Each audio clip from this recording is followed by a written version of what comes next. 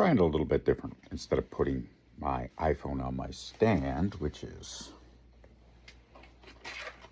right here, nice stand, 3D printed, like it a lot. Oh, dusty and dirty. Not putting it on my stand, holding it in my hand so I can be a little bit more focused. I am wearing blue because it's Monday. I don't know why. Most of my shirts are blue or black, so I'm either going to be wearing blue or black on Monday when I do these. And of course, I'm doing this Monday morning before work. And you've reached what's on Scott's mind. Obviously, hair is not what's on Scott's mind. I look like my grandfather. I love my grandfather. I miss him every day that he's been gone, which has been almost 40 years now. I think about what he taught me, I think about what he told me, and I think about his approach to life, and I try to live that way. Anyway, all things considered and all things aside.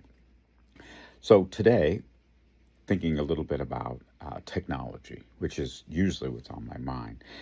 But in particular, I'm thinking about the impact of artificial intelligence. And when we think about what is truly not artificial intelligence, we have to think exponentially. It doesn't do us any good to think in a linear fashion, right? The linear answer to what is next is that what is artificial intelligence is going to augment what humans do, right? That's the linear. That's the next thing, right? But exponentially, it's time to start thinking about what's out there. It's time to start thinking about what's beyond augmentation. And so when we think about what's beyond augmentation with HDMI systems, first of all, the first thing is obviously HDMI, which is human design machine intelligence, becomes AI, which becomes AGI or SGI, depending upon which iteration of that you choose to adhere to. But the reality is once you get to that AGI, ASI, whatever it's going to be, right? SGI, ASI, AGI, alphabet soup, whatever works for you, whatever one you think is coming, it's going to be exponential. So we have to consider what lies beyond augmentation. The first thing is, I agree that a lot of entry-level jobs that exist today are going to go away. They're just not going to be there. But that doesn't mean it's a bad thing.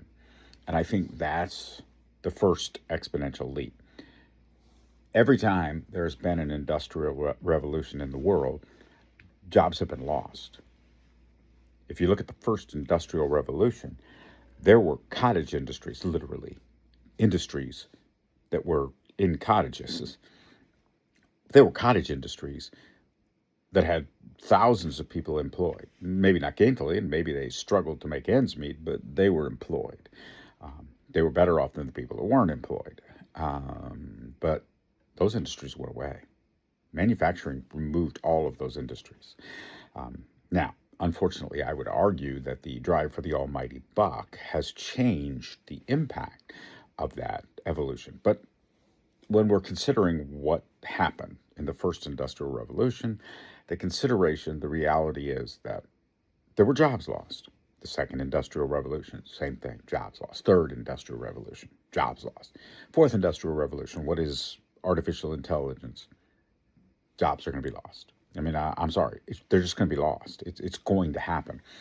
What's going to also happen, however, I believe, is that there are going to be jobs that are going to move up in value, and there are jobs that are going to become more relevant, and jobs that are going to be newly created.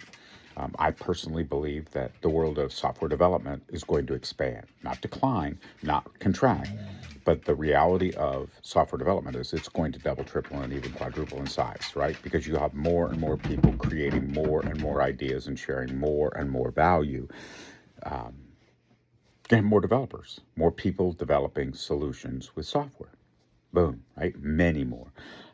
The old thing about, right, I can build a game with 1,000 people, sell that game, but the reality is in the future, I can build the same game with 2 or 3 people, but I can now build 100 variations of it. So instead of 1,000 people working for one company, it's going to be 1,000 people working for 100 companies, right? You can have many smaller companies generate, right? So one, there's going to be more AI jobs generated in the development space.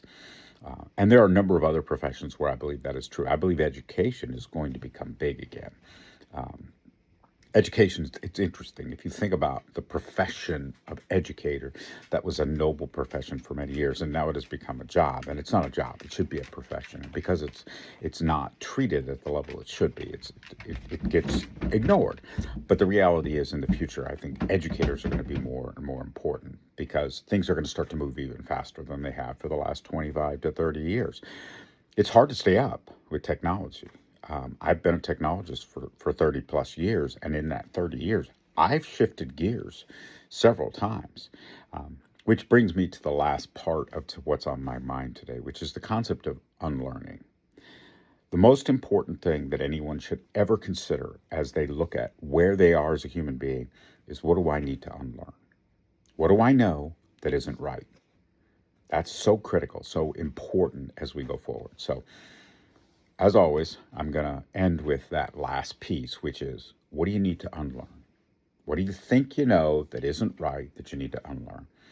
I'll end with Robert Llewellyn's great book, Lies My Teacher Told Me, which is an examination of the lessons taught to American school students about history. And the fact that most of them are wrong, or many of them are wrong. I shouldn't say most. Many of them are wrong. What is that? How important is that? Why is that? Those are the things that we have to unlearn. We should not be stuck with, we have to learn and relearn and continuously learn the same things over and over, because in the end, the reality is we have to unlearn in order to greet the new world.